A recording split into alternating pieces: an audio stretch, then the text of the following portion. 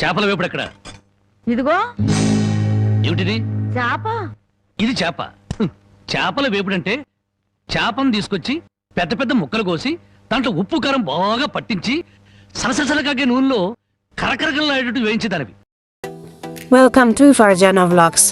ఈరోజు చాలా సింపుల్గా ఇంట్లో ఉన్న ఇంగ్రీడియంట్స్తో చేపల ఫ్రై ఎలా చేయాలో తెలుసుకుందాం. ముందుగా చేపలని మీడియం సైజు ముక్కలు కట్ చేసి వాటిని శుభ్రంగా కడగాలి.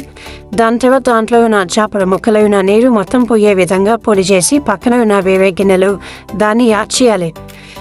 మా వీడియోస్ మీకు నచ్చితే ఒకసారి లైక్ ఇవ్వండి.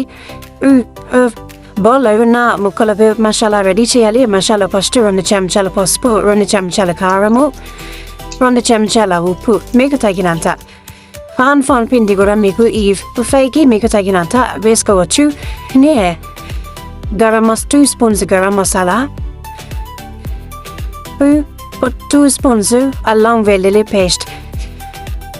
ఇవన్నీ వేసుకొని మనం ప్రతి ముక్కకి అంతే విధంగా కలుపుకోవాలి. మేనేజ్ చేసుకోవాలి 5 నిమిషాల పాటు. ఈ మేనేజ్ చేసుకున్న వెరీ వెరీ ఇంపార్టెంట్. ఈ మేనేజ్లోనే మంచి టేస్ట్ వస్తుంది.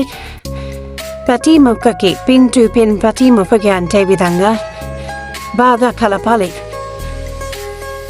మసాలా మొత్తం మిక్స్ అయిన తర్వాత ప్రతి ముక్కకి బాగా అంటించాలి. చూడండి, స్క్రీన్ ఒకసారి మీరు చూడండి. ఎంత బాగా మనం అంటించగలిగితే మసాలాని అంత బాగా టేస్ట్ వస్తుంది. ప్రతి ముక్క చివరి పాయింట్ వరకు అంటించండి.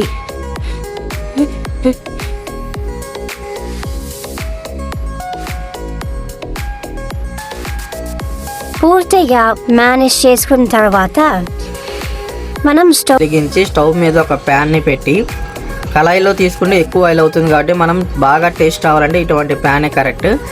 3 స్పూన్ల ఆయిల్ తీసుకొని మీకు తగినంత మీ ప్యాన్లో ఎంత పెద్దదైతే కొంచెం ఎక్కువ ఆయిల్ తీసుకుని, చిన్న పెనం అయితే కొంచెం తక్కువ ఆయిల్ తీసుకోండి.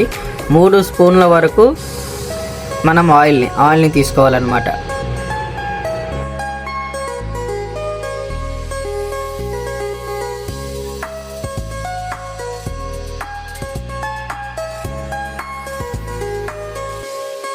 ఒక 2 మినిట్స్లో ఆయిల్ మొత్తం బాగా హీట్ అయిన తర్వాత మనం మ్యారినేట్ చేసుకున్న ఫిష్ని తీసుకుని ఆ పెనంలో ఆయిల్ మీద వేయాలి.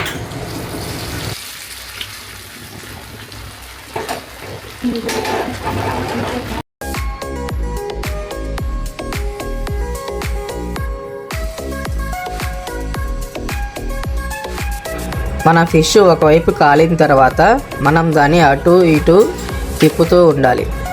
2 పక్కల బాగా కాలేంత వరకు వీడియోలో మనం చూపిస్తున్నాం కదా, ఆ విధంగా మనం చేప ముక్కల్ని తిప్పుకుంటూ ఉండాలి. హీట్ ఆయిల్ చేపలో ప్రతి చోట వెళ్ళే విధంగా మనం దాన్ని పెనంలో అటు ఇటు తిప్పుతూ ఉండాలి.